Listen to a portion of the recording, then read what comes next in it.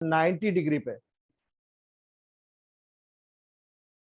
जब आप pulse diagnosis को शुरू करते हैं दोस्तों, तो पल्स डायग्नोसिस के लेवल पर जब भी आप एग्जामिन करेंगे, फर्स्ट टाइम आपकी 90 डिग्री होना चाहिए।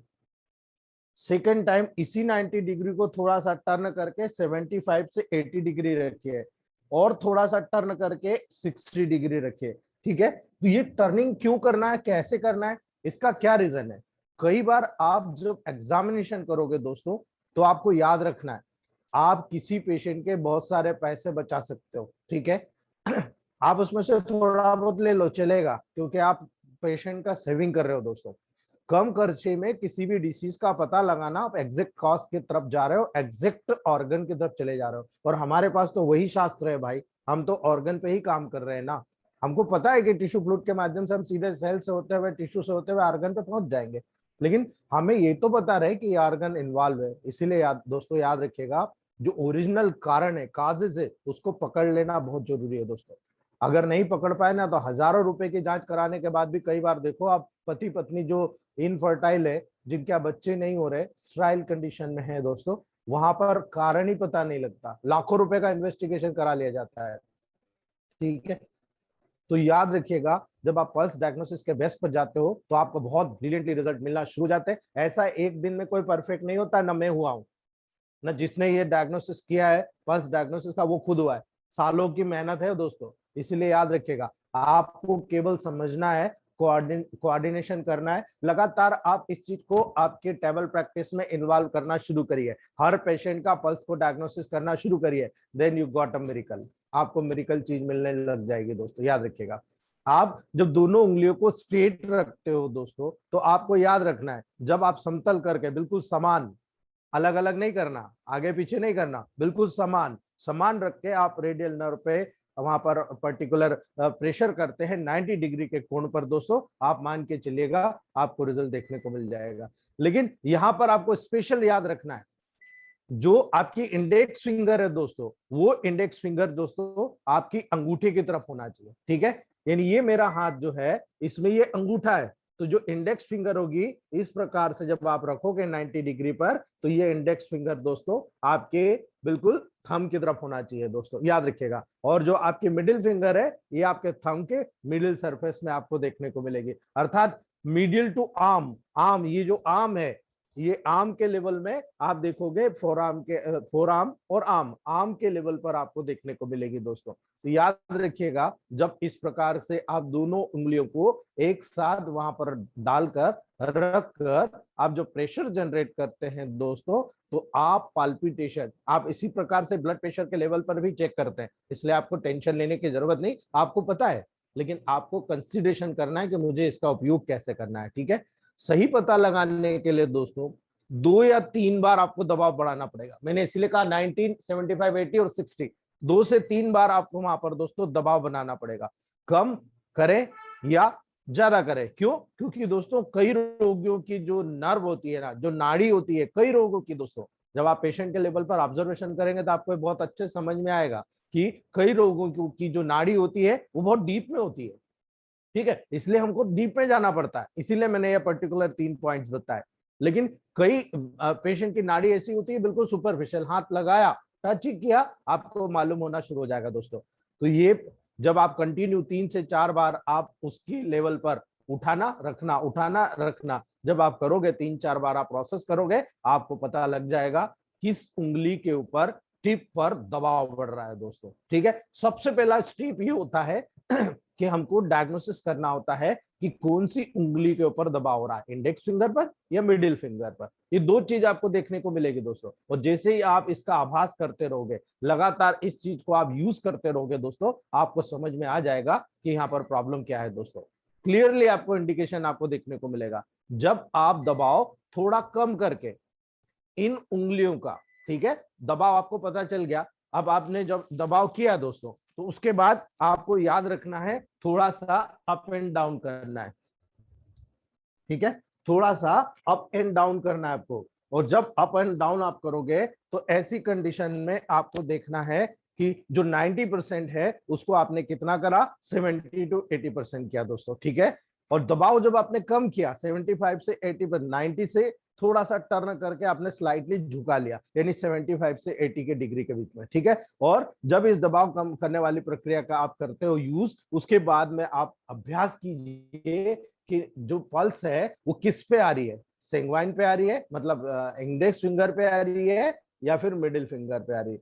अगर ये दो चीज आप समझ गए ना दोस्तों, तो जिस उंगली पर आप दबाव डाल रहे हो, ठीक है, जो आपको पावर मिल रहा है, आपको शक्तिशाली दबाव मिल रहा है, आप मान के चलिएगा अगर दबाव आपकी इंडेक्स फिंगर पर है तो मान लीजिए कि जो भी डिसीज डेवलप हो रही है वो ब्लड से रिलेटेड है दोस्तों, डेफिनेटली इसका ब्लड दूषित हो चुका है। अगर आपको इन मिडिल फिंगर के ऊपर दबाव महसूस हो रहा है, आप मान के चलिए कि इस पेशेंट को डेफिनेटली कोई भी लिम्फ से जुड़ी हुई यानी रस से जुड़ी हुई जो भी डिसीज है वो आपको देखने को मिलेगी। बहुत सिंपल है दोस्तों, लेकिन हमने प्रैक्टिकल नहीं किया। हम पल्स रीडिंग करते हैं हर किसी की, लेकिन इस लेवल पर नहीं किया, इसलिए थोड़ा कंफ्यूजन है। लेकिन जिस दिन आपने करना शुरू किया, मुझे नहीं लगता दोस्तों कि आप फेल होंगे। 101% आपको नॉलेज का, और आप जब करना शुरू करेंगे तो मैं कहता हूं पल्स डायग्नोसिस के लेवल पर आप मास्टर बन जाएंगे दोस्तों, ठीक है। एक बार आप जब ब्लड और लिम्फ के केंद्रों को, सेंट्रल पॉइंट को जान लेते हैं ना कि हाँ भाई यहाँ पर मेनली सेंग्वाइन टेम्परामेंट से रिलेटेड रोग है या लिम्फेटिक टेम्परामेंट से रोग है, index finger sanguine, middle finger lymphatic, तो आपको बस अब आपको ये करना है कि वहां पर थोड़ा सा दबाव डालना है, और उन दबाव के अकॉर्डिंग आपको यहाँ पर डायग्नोस करना है कि पर्टिकुलर कौन सा पॉइंट यहाँ पर इन्वॉल्व है, और उस पॉइंट के अकॉर्डिंग कौन से ऑर्गन इन्वॉल्व है। अब मैंने आपको कहा था कि यहाँ पर सबसे पहले जो प्रभावित होगा जो बना रहा है, उसके बाद जो उपयोग कर रहा है वो भी प्रभावित होगा, और जो इसको एक्सक्रीट कर रहा है, बाहर निकाल रहा है, वो भी लास्ट में प्रभावित होगा। तो आपको ये याद रखना है दोस्तों कि जब आप यहाँ पर सेंट्रल पॉइंट को जान लेते हैं कि भाई इंडेक्स फिंगर पे है या लिम्फेटिक फिंगर यानी कि मिडिल फिंगर पे है दोस्तों, तब वहां पर आपको इनके मेनिस्कस की जांच करना है। ये मेनिस्कस जब इंडेक्स फिंगर है, इस साइड का जो पार्ट है वो आपका कहलाएगा first, tip of the finger वो पार्ट कहलाएगा 2, और जो मिडिल फिंगर की तरफ जाएगा वो पार्ट कहलाएगा 3 नंबर, ठीक है। ये मेनिस्कस की जांच करना है, अर्थात उंगली को आप दूसरी, मान लो सेंग्वाइन टेम्परामेंट पे आ गया तो लिम्फेटिक टेम्परामेंट का आपको हटा लेना है, उसके बाद में केवल और केवल सेंग्वाइन टेम्परामेंट का फर्स्ट, सेकंड और थर्ड पार्ट को जनरेट करना है दोस्तों। ये तीनों चीजें आपको टेबल प्रैक्टिस में देखना है। और दूसरा जब होगा,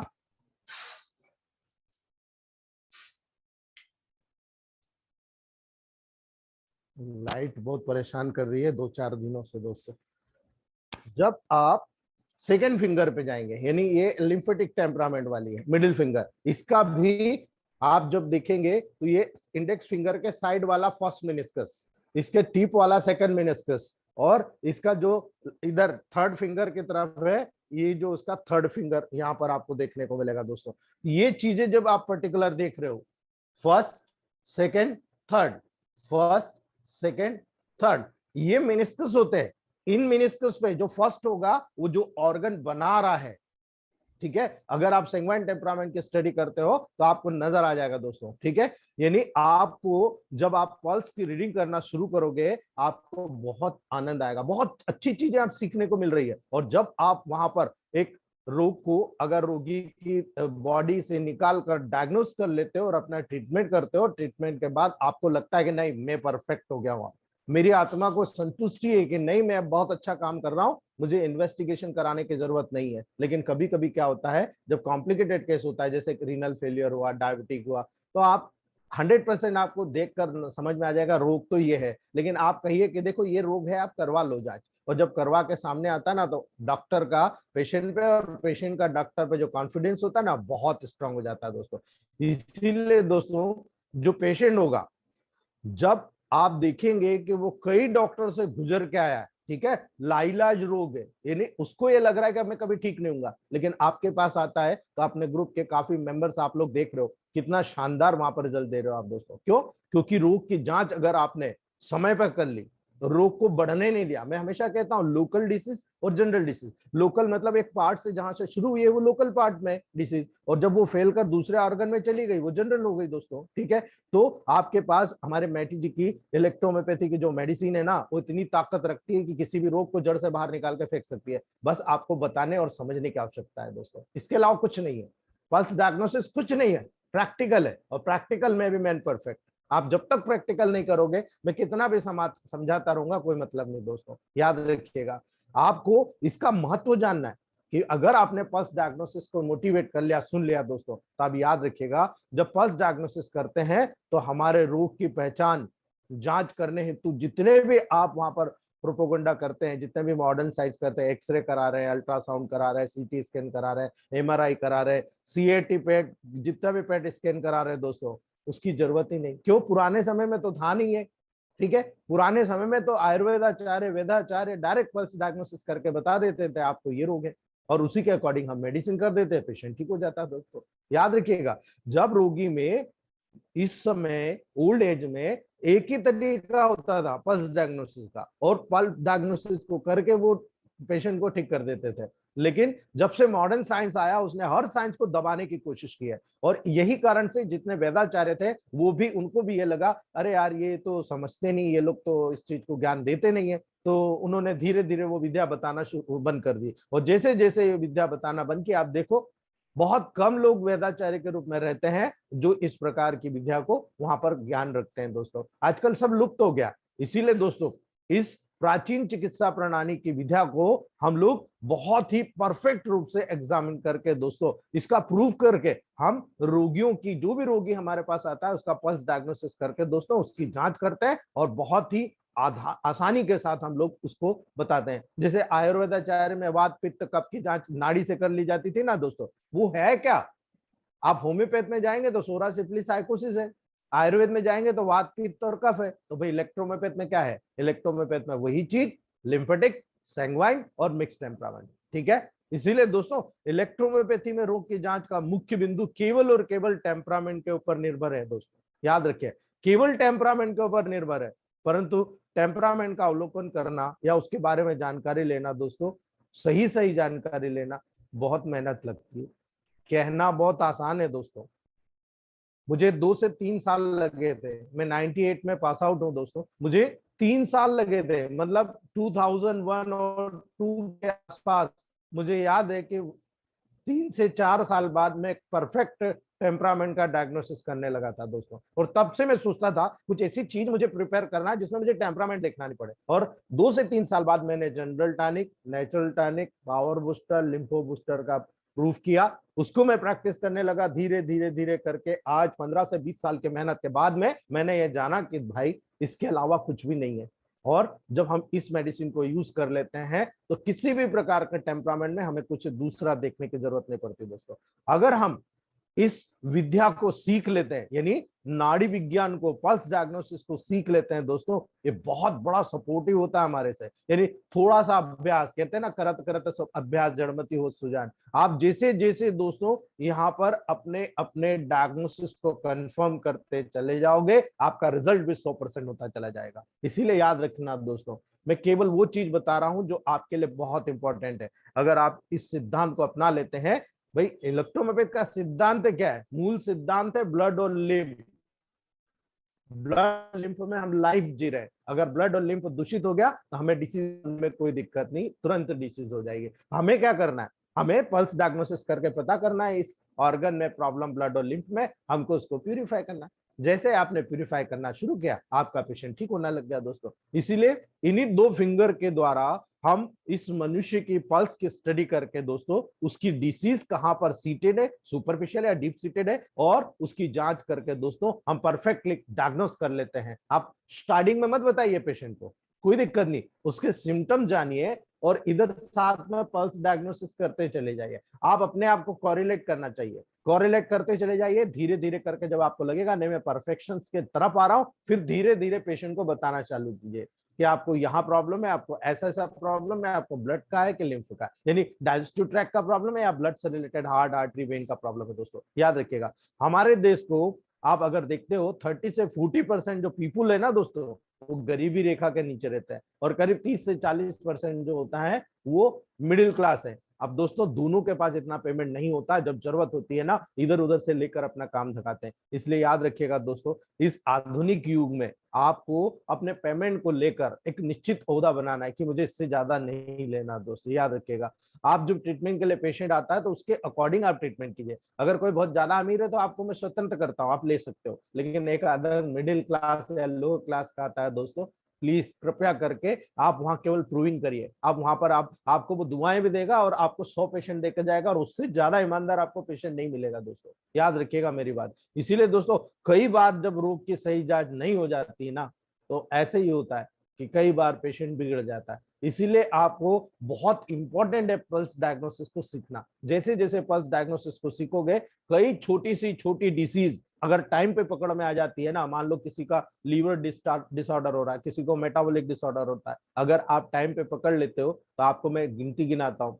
हाइपोथायराइडिज्म, बल्की यूट्रस, याद रखिएगा, bulky uterus, diabetic, hypertension, kidney failure, uric acid, urea increase, ऐसी कई डिसीजेस में बता सकता हूं, मैक्सिमम 120 के आसपास है दोस्तों, जो आप केवल बीमारी का लोअर कास्ट में यानी लोअर अप्रोच में उसको डायग्नोस कर लेते हो कि वो कम फैली हुई है और आप ठीक कर देते हो। दोस्तों याद रखिएगा, बाद में जब ये डिसीज अगर आप डायग्नोस नहीं कर पाते हो, आप बहुत ज्यादा डीप में सीटेड हो जाती है, बहुत सारे ऑर्गन्स को डिफेक्टिव कर देती है, वो डिसीज लाइलाज हो जाती है। दोस्तों बहुत मुश्किल से ठीक होती है। इतना समय ना आपके पास है ना आपके पेशेंट के पास है, पेशेंट कभी कोऑपरेट नहीं करता दोस्तों। इसीलिए याद रखिएगा, एक इलेक्ट्रोहोम्योपैथिक फिजिशियन जो होता है दोस्तों, ऐसे पेशेंट के लिए एक वरदान के रूप में काम करेगा। और जब आप वहां पर देखोगे ना दोस्तों, तो कोई आपको खर्चा क्या लग रहा है मुझे ये बताओ। आप पल्स डायग्नोसिस का 100 रुपए फिक्स कर लो, पेशेंट से जो फीस नहीं लेते हो ना, आप फिक्स लो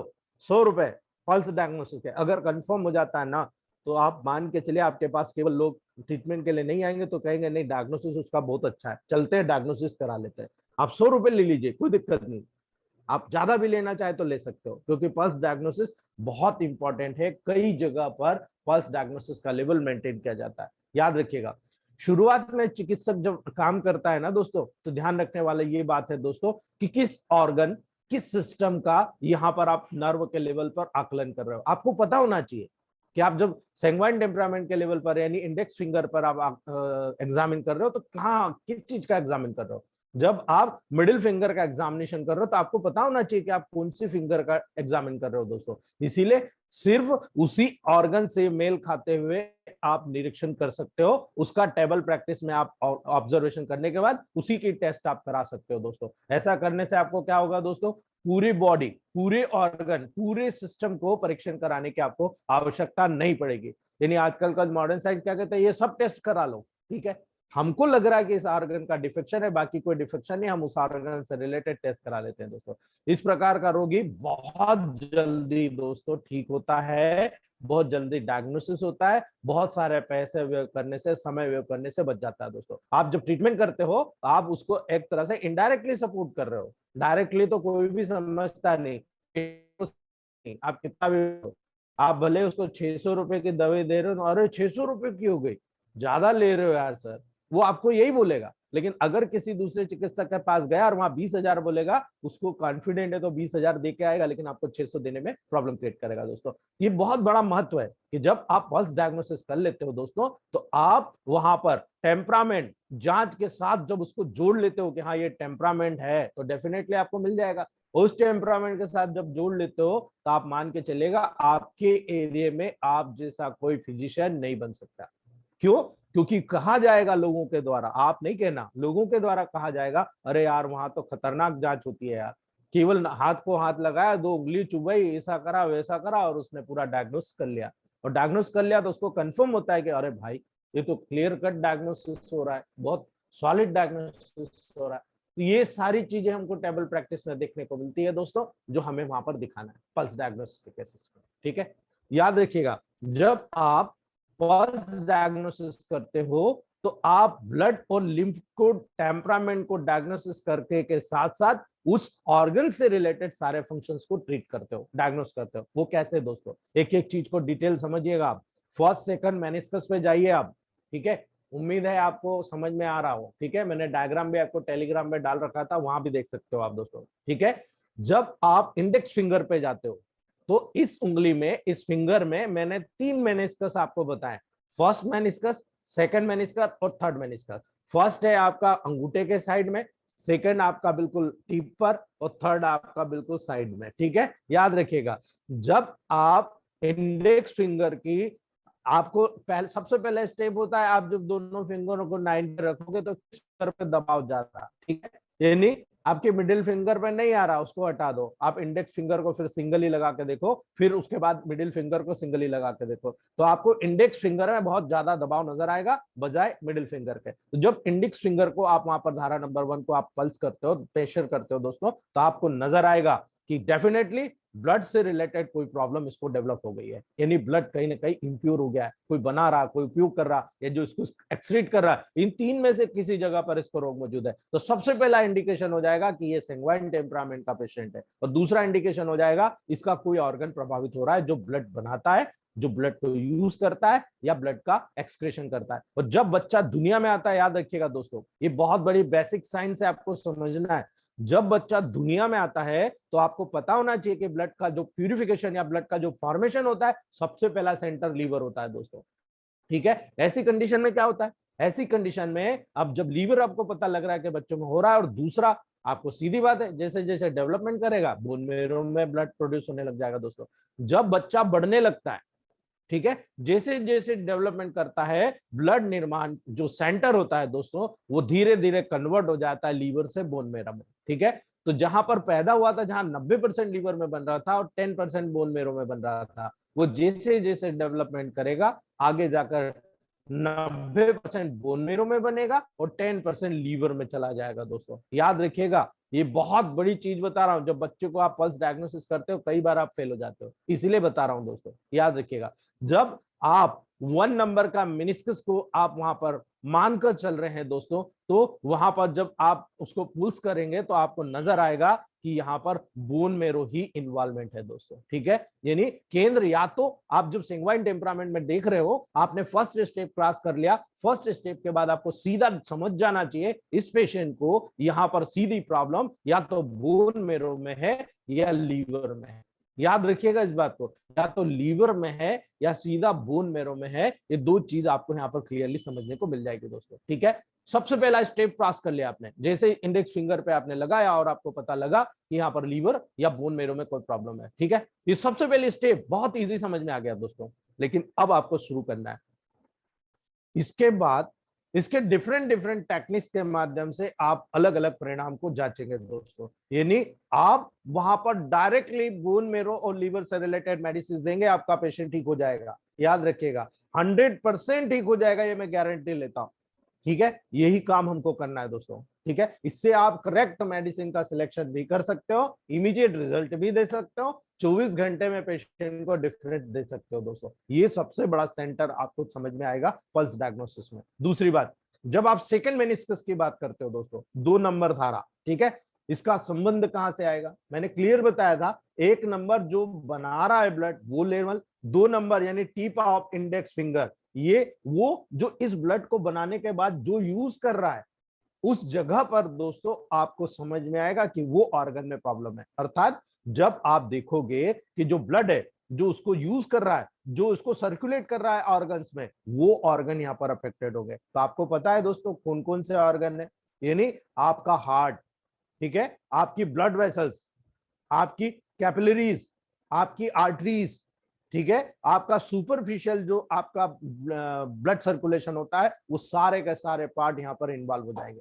ठीक है, तो अगर वेरिकोज वेन हुआ, वेरिकोज सील हुआ, या किसी भी प्रकार का वॉल का डिफेक्ट हुआ, क्या आपको पता नहीं चलेगा?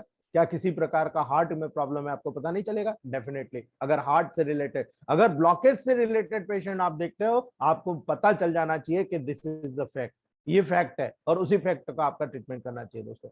अगर उंगली को थोड़ा सा आप हल्के से दबाव देते हो दोस्तों, तो नाड़ी का जो आवाज होता है ना, वो शक्तिशाली रूप से आपको वहां पर देखने को मिलता है दोस्तों। ठीक है, बिल्कुल हार्ड रूप से देखने को मिलेगा। यानी आप जब वहां पर इस प्रकार से दबाव लगाओगे, ये डायग्राम को देखिए आप, यानी आपने मतलब पर्टिकुलर आर्टरी के लेवल पर या नर्व के लेवल पर, नाड़ी के लेवल पर आपने हल्का सा पुश किया, और हल्के से पुश में ही अगर आपको बहुत ज्यादा दबाव महसूस हो जाता है, आप सीधे समझ जाइएगा आपने हार्ट को टच कर लिया, यानी आपको लग रहा है कि इसके हार्ट से रिलेटेड प्रॉब्लम डेवलप हो गई दोस्तों। ठीक है, और थोड़ा सा डीप में गए, आपने और थोड़ा सा जोर से दबाव दिया। ठीक है, उसको जोर का दबाव देने से नाड़ी का जो आवाज होता है ना, आप माने बिल्कुल साफ हो गया दोस्तों।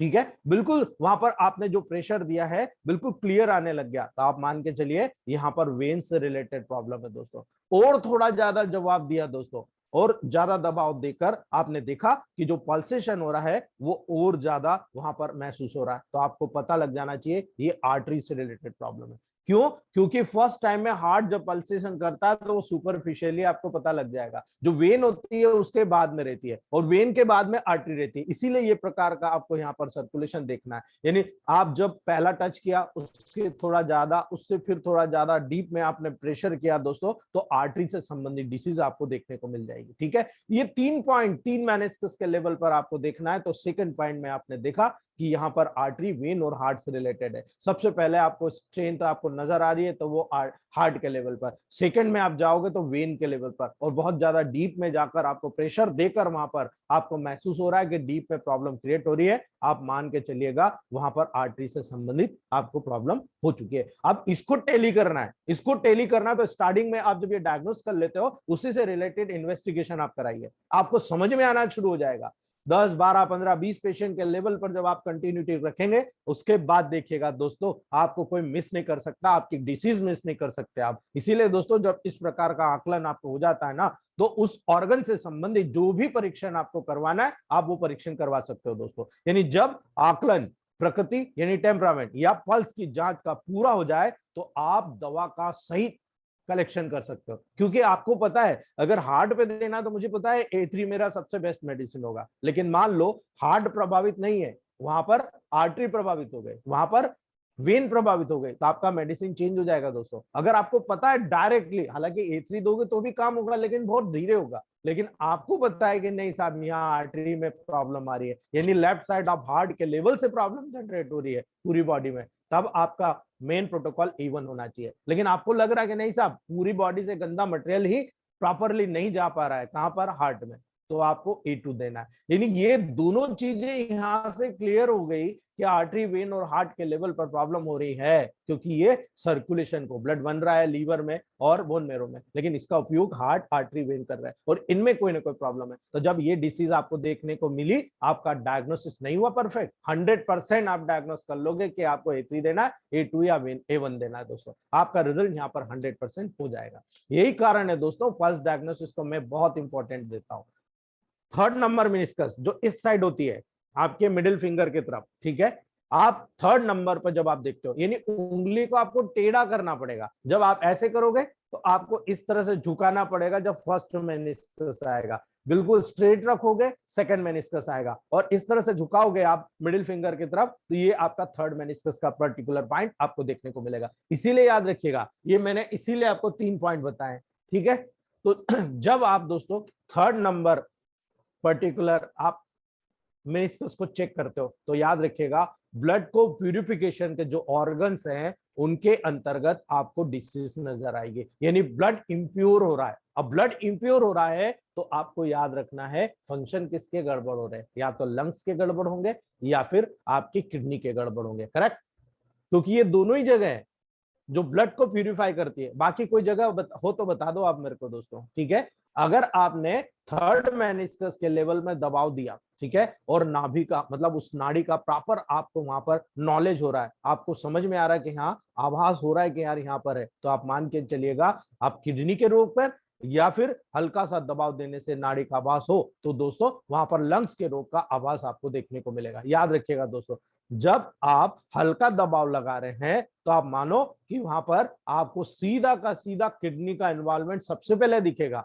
और उसके बाद और ज्यादा हल्का दबाव आपने वहां पर मतलब थोड़ा सा प्रेशर क्रिएट किया तो आपको नजर आएगा कि लंग्स का वहां पर इफेक्ट देखने को मिल रहा है। यानी कई बार आपको शुरू में क्या होगा, ये दबाव हमको आभास करवाता रहेगा कि रोग का सेंट्रल यहीं पर है, ठीक है, पर थोड़ा सा भ्रम बना रहता है, स्टार्टिंग में भ्रम बना रहेगा, कि भाई आपको डायग्नोसिस कर रहे हो आप, यार डेफिनेटली 2 ऑर्गन है, अब मैं किसको मानूं, किडनी को मानूं तो S6 देना है, अगर लंग्स को मानूं तो P2O C2 देना है, ठीक है, S6 किडनी पे देना है। तो हमें थोड़ा सा भ्रम बनता है, इसलिए पहले भी मैंने कहा है दोस्तों आपको, अगर आपको स्टार्टिंग में भ्रम होता है कोई दिक्कत नहीं, आप वहां पर कुछ न कुछ सेंट्रल पॉइंट के रूप में आप वहां पर एग्जामिनेशन करा लीजिए दोस्तों। तो जब भ्रम दूर होना शुरू हो जाएगा, आपका कॉन्फिडेंट बढ़ना शुरू हो जाएगा, आपको किसी भी डायग्नोसिस की जरूरत नहीं पड़ेगी दोस्तों। आप मेडिसिन उस डायग्नोसिस जो आपके द्वारा खुद के मैनेजमेंट की स्टडी के माध्यम से जब आपने डिटेल निकाली है दोस्तों, सही मेडिसिन का सिलेक्शन आप करने लग जाओगे और पेशेंट को कम से कम पैसे में ठीक करना शुरू कर दोगे। और यही कारण है मैं जो आज मैंने 25 साल में पाया है दोस्तों, जितने लोग मेरे यहाँ आते हैं वो 2-3 दिन रुकते हैं तो उनको समझ में आता है सर आप तो 10 मिनट में पेशेंट को निपटा देते हो। ऐसा है मैं जब फर्स्ट टाइम डायग्नोसिस कर लेता हूँ फिर मुझे टेंशन नहीं, मैं उसको कंटिन्यू वही ट्रीटमेंट करता हूँ जो मुझे समझ में आता है। उसके बाद मैं पेशेंट को सेकंड टाइम एग्जामिन भी नहीं करता हूँ। पेशेंट बोलता है सर मुझे इतना फायदा हो गया, बस मेरे लिए ये प्रॉफिट है दोस्तों। यही कारण आपको भी करना है दोस्तों।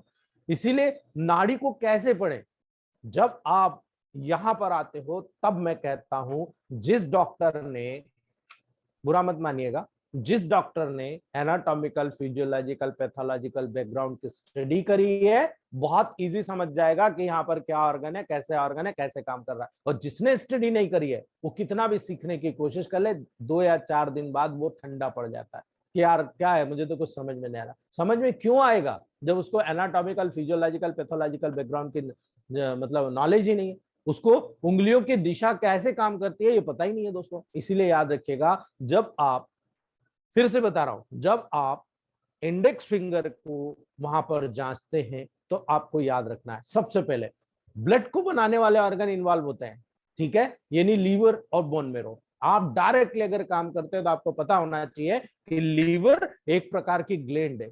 अब आप डिटेल समझ लीजिए दोस्तों, लीवर एक प्रकार की ग्लैंड है जो हमारे डाइजेस्टिव सिस्टम का सबसे बड़ा ऑर्गन है। ये प्रोसेसर है, आप जब भी कुछ खाएंगे पिएंगे एनाबॉलिक और कैटाबॉलिक प्रोसेस के माध्यम से दोस्तों ये हमारी बॉडी को बैलेंस करने का काम करता है। हमारे राइट हाइपोकोंड्रिक रीजन में जो पसलियां होती है उस पसलियों के नीचे स्थित होता है, खासतौर से पोस्टीरियो इंटीरियर, यानी पीछे से आगे की तरफ होता है दोस्तों। याद रखिएगा, जब इसका आप फंक्शन देखते हो दोस्तों तो ये जो डाइजेशन होता है उसकी एक सेंट्रल पॉइंट धुरी माना जाता है दोस्तों, और सेंट्रल पॉइंट होता है, इसलिए मैंने कहा एनाबॉलिक और कैटाबॉलिक प्रोसेस करने का पूरा काम यही करता है। विशेष रूप से अगर मैं कहूं बिलियस जूस का निर्माण करता है जो मेटाबॉलिक, जो सर्कुलेशन मेटाबॉलिक प्रोसेस होती है उसको कंप्लीट करने में मदद करता है। और जब वहां पर किसी भी लेवल पर यहाँ पर जब डेवलप होता है दोस्तों तो ब्लड का 90वां हिस्सा वहां पर आपको देखने को मिलता है जो आपके लीवर में बनता है। यानी जब बच्चा पैदा हो रहा है तब आप देखेंगे 90% जो ब्लड होता है आपके लीवर में बनता है, और जब वो जैसे जैसे बड़ा होता जाता है उसके बोन मेरो स्ट्रांग होती जा रही है, बोन स्ट्रांग होती जाती है, धीरे धीरे वहां पर रिप्लेसमेंट होता है दोस्तों, और उसका 10वां हिस्सा जो होता है वो वहां पर धीरे धीरे बनना शुरू हो जाता है ब्लड का लीवर में,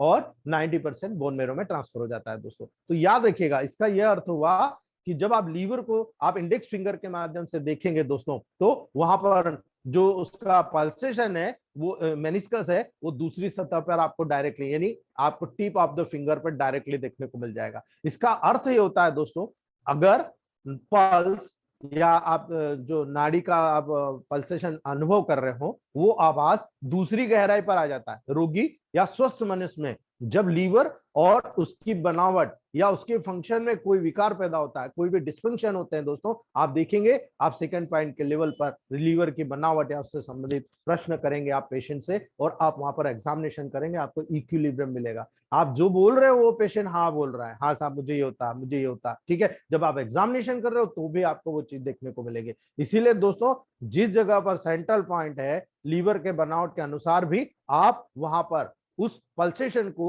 नोट करके जो डिसीज का सेंट्रल पॉइंट है उस सेंट्रल पॉइंट की स्टडी के लेवल पर आप पहुंच जाते हो दोस्तों। सिंपल सी बात है, इसीलिए आपको ज्यादा टेंशन लेने की जरूरत नहीं है, केवल प्रैक्टिकल करने की जरूरत है दोस्तों। बोन मेरो की बात आएगी दोस्तों, जब बोन मेरो की बात आती है दोस्तों, ये एक लिम्फेटिक ऑर्गन होता है, ठीक है, ये लिम्फेटिक यानी यहाँ पर एक रसनुमा लाल रंग का, जो लिम्फेटिक नहीं सॉरी सेंग्वाइन टेम्परामेंट का होता है दोस्तों, यहाँ पर अंदर की तरफ जो होता है ना लाल रंग का रसनुमा जो पार्ट होता है, बोन मेरो कहते हैं जिसको, रेड बोन मेरो, ठीक है, जो बोन के अंदर पाया जाता है। और यहाँ पर जो ब्लड होता है उसके फॉर्मेशन का सबसे बड़ा सेंटर होता है, यानी डेफिनेटली याद रखिएगा, जब बच्चा पैदा होता है तभी बोन मेरो में ब्लड का निर्माण 10% होता है, और जैसे जैसे बड़ा होता है 90% हो जाता है दोस्तों। इसीलिए याद रखिएगा, जब आपको जो आपके फिंगर में जो नाड़ी देख रहे हो आप, पल्सेशन देख रहे हो, वो पहली गहराई यानी फर्स्ट पॉइंट पर जब आपको नजर आता है दोस्तों, तो आप मान के चलिएगा डायरेक्टली बोन मेरो में होने वाली जो भी डिसीजेस है वो आपको दर्शाता है कि हाँ साहब इसको ब्लड का फॉर्मेशन नहीं हो रहा। इसमें आपको बोन की बनावट के अनुसार ही दोस्तों रोगी की रोग का निदान करने में मदद मिल जाती है। यानी हर रोग का एक सेंटर होता है हमारी बॉडी में, और वो आपकी बोन की लंबाई, बोन की चौड़ाई और उसके अनुसार दोस्तों जो भी पल्सेशन आपको नजर आ रहा है उसके अकॉर्डिंग सेंटर आपको नजर आ जाएगा दोस्तों। इसीलिए याद रखिए आपको कुछ पॉइंट। अब यहाँ पर एक चीज और मैं बता दूं, जब आपको ये लगता है कि मैं ये चीज बता रहा हूं तो गलत नहीं है, उसका कारण ये है कि किडनी का सीधा संबंध होता है। जब किडनी में एंजाइम पढ़ेंगे आप तो आपको पढ़ने को मिलेगा इरिथ्रोपोइटिन, थ्रोम्बोपोइटिन, ठीक है। ये क्या है? इरिथ्रोपोइटिन बोन मेरो में जाकर इरिथ्रोपोइसिस को स्टिमुलेट करता है, याद रखिएगा। यानी अगर किडनी इफेक्ट हो गई तो आपके बोन मेरो में कभी भी ब्लड नहीं बनेगा, याद रखिएगा दोस्तों। आप इसीलिए किडनी डायलिसिस के केसेस को देखते हैं, आप देखते हैं वहां पर जो बोन मेरो में ब्लड का डेवलपमेंट नहीं हो पाता, रिड्यूस हो जाता है, और ऐसे लोगों का इसीलिए हेमोग्लोबिन कम होता है दोस्तों। दूसरा पॉइंट देखते हैं हम लोग, थ्रोम्बोपोइटिन। जब थ्रोम्बोपोइटिन सीक्रेट नहीं हो रहा है किडनी से, किडनी प्रभावित है, आप देखो प्लेटलेट कम बनेंगे, ठीक है, तो बोन मेरो में प्लेटलेट बनते हैं वो भी कम बनेंगे, ठीक है। तो ये चीज आपको याद रखना है। लेकिन आपको ये याद रखना है कि जब आपने बोन मेरो और लीवर को स्ट्रिक्ट कर लिया, बिल्कुल समझ लिया कि हाँ भाई ऐसा है, तो आपको ये भी समझना है ब्लड को उपयोग कौन कौन से ऑर्गन करते हैं। सबसे पहले वेन, सेकंड में आर्टरी, थर्ड में ब्रेन, फोर्थ में नर्व्स और पांचवी में हार्ट, ठीक है। ये 5 लोग होते हैं, 5 पार्ट होते हैं जो आपके ब्लड का उपयोग करते हैं। यानी आप जब वहां पर प्रेशर इफेक्ट डालते हो तो आपको इन्हीं 5 पार्ट को सबसे पहले देखना है दोस्तों, ठीक है। ये प्रक्रिया आप 3 से 4 बार दोहराएं, यानी 5 से 10 मिनट लगेंगे आपको, आपका पूरा डायग्नोसिस कंफर्म हो जाएगा। आप जहां पर इंडेक्स फिंगर को डाल रहे हो और आपको पूरा पल्स का डायग्नोसिस हो रहा है, वहां पर आप बार बार प्रेशर कीजिए, और प्रेशर डिफरेंट डिफरेंट इस प्रकार से, कम या ज्यादा। तो आपको सबसे पहले जो देखने को मिलता है दोस्तों, आपको साफ साफ पता लग जाएगा कि कौन सा ऑर्गन यहाँ पर अफेक्टेड है। वो आपके डेली प्रैक्टिस के ऊपर डिपेंड करेगा। कुछ समय कंफ्यूजन रहेगा, आपको ये लगेगा अरे फर्स्ट पार्ट है या सेकंड पार्ट है। तो याद रखिएगा, जब आप सुपरफिशियल लेवल पर देखोगे सीधा समझ जाना आर्टरी प्रभावित है। जब आप सेकंड पॉइंट पर देखोगे आपको लगेगा आर्टरीज, सॉरी, सबसे पहले आपको देखना है वेन्स प्रभावित है, ठीक है। दूसरा आप जब देखोगे आर्टरीज प्रभावित है, तीसरा जब आप देखोगे ब्रेन प्रभावित है, चौथा आप देखोगे वहां पर नर्व प्रभावित है, और पांचवा आप देखोगे हार्ट प्रभावित है। ये पांचों चीज आपको 1 बाय 1 मिलेगी। पहला पर आपने हल्का सा प्रेशर किया, वेन दिख रही है, उसके आगे प्रेशर किया, आर्टरी दिख रही है, उसके आगे प्रेशर किया, आपको दोस्तों ब्रेन दिख रहा है, उसके आगे आपने प्रेशर किया, नर्व दिख रही, और डीप में प्रेशर किया दोस्तों जहां तक वो पेशेंट सहन कर सकता है, आपको देखने को हार्ट मिलेगा दोस्तों, ठीक है। ये नंबर गहराई से शुरू होकर ऊपरी सतह की तरफ आपको देखने को मिलेगा दोस्तों, याद रखिएगा, ठीक है। इसीलिए याद रखना है, अगर हृदय में, हार्ट में कोई आपको विकार पैदा हो रहा है दोस्तों, तो आप मान के चलिए 1 नंबर से 4 नंबर पर जब इस आपको पल्सेशन आ रहा है, दबाव आ रहा है, वो 5 नंबर पर ज्यादा होगा। लेकिन आपको हल्का हल्का पल्सेशन फर्स्ट नंबर से ही शुरू हो जाएगा, लेकिन जब आप फर्स्ट से सेकंड, सेकंड से थर्ड, थर्ड से फोर्थ और फोर्थ से फिफ्थ में आएंगे, तो जैसे फिफ्थ में आएंगे बिल्कुल तेजी के साथ पल्सेशन आपको मिलना शुरू हो जाएगा। तो आप समझ जाइएगा कि यहाँ पर हार्ट इन्वॉल्व है, ठीक है। आपने ऊपर की तरफ देखा, आपने देखा कि यहाँ पर, आपने ऊपर की तरफ देखा कि यहाँ पर अगर आपको मतलब जो प्रेशर इफेक्ट है वो अगर महसूस हो रहा है, ज्यादा प्रेशर अगर आ रहा है, तो आपको महसूस हो जाएगा दोस्तों कि 4th नंबर पे हो रहा है, फिर मतलब नर्व के लेवल पर। फिर धीरे धीरे प्रेशर देखेंगे तो नजर आएगा हाँ ब्रेन के लेवल पर, फिर उसके लेवल पर देखेंगे तो आर्टरी के लेवल पर, और उसके बाद सुपरफिशियल देखेंगे तो वेन्स के लेवल पर आपको पल्सेशन देखने को मिलेगा। इसीलिए दोस्तों आपको हमेशा याद रखना है, जितना डीप में प्रेशर आपको मिल रहा है वो आपका पार्ट होगा। अगर आपको पहले ही पॉइंट में बहुत ज्यादा पल्सेशन मिल रहा है और सेकंड पॉइंट पे गए तो बिल्कुल पल्सेशन कम हो गया, थर्ड पे तो कम हो गया, फोर्थ पे गए तो कम हो गया, फिफ्थ पे गए तो और कम हो गया, तो आपको सीधा समझ लेना है कि फर्स्ट नंबर पॉइंट यानी वेन्स में प्रॉब्लम है। आप जब वेन्स में देख रहे हो तो हल्का है, लेकिन आप थोड़ा सा डीप में गए तो आपको बहुत तेज लग रहा है, और नीचे गए तो कम होना शुरू हो गया, अर्थात आपको आर्टरीज के लेवल पर प्रॉब्लम है। जब आप थर्ड में जाते हो यानी फर्स्ट में क्या आ रहा है, सेकंड में क्या थोड़ा ज्यादा हो गया, लेकिन जैसे ही थर्ड में किया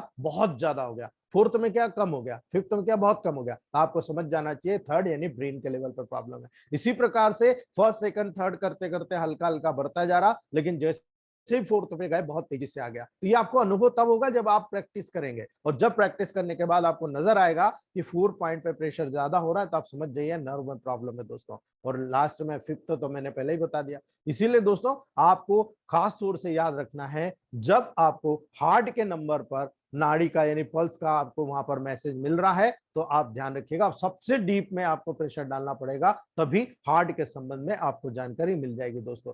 इसीलिए आप जब ये जानकारी आपको कंफर्म हो गई तो आप पेशेंट से पूछिए आपके सिम्टम बताइए, पेशेंट आपको सिम्टम बताता है, और उस सिम्टम्स के अकॉर्डिंग जब आप टेबल प्रैक्टिस करते हो आपको समझ में आ जाता है कि हाँ ये प्रकार इस प्रकार का जो पल्सेशन है इसको मिल रहा है दोस्तों। इसीलिए याद रखिएगा दोस्तों, जब भी कभी आपको मालूम हो गया कि हार्ट से रिलेटेड प्रॉब्लम है, आप ईसीजी करा लीजिए, जितने भी टेस्ट आपको उसके बाद कराना है स्टार्टिंग में आप करा लीजिए, ताकि आप वहां पर कंफर्म हो जाए। और कई बार ऐसा होगा जब आप देखेंगे कि रोगी के पास पैसा नहीं है दोस्तों, आपकी यही टेक्निक उसकी जिंदगी बचा जाएगी दोस्तों। इसीलिए आपको याद रखना है, मैं बता रहा हूं। और तीसरी बात कर रहा हूं दोस्तों, थर्ड बात, जब ब्लड को प्यूरिफाई करने वाले ऑर्गन्स होते हैं दोस्तों, तब आपको ध्यान रखना है थर्ड नंबर जो मेनिस्कस होती है ना, थर्ड नंबर मेनिस्कस आपको यहाँ पर देखने को मिलेगी दोस्तों। यानी आप जब नाड़ी को पल्स को गहराई से जब जांच कर रहे होते हो दोस्तों, यानी 5 या 6 नंबर की जांच कर रहे होते हो दोस्तों, तब इसका दबाव आपको डालना चाहिए, तब आपको वो दबाव आपको वहां पर देखने को मिलेगा दोस्तों।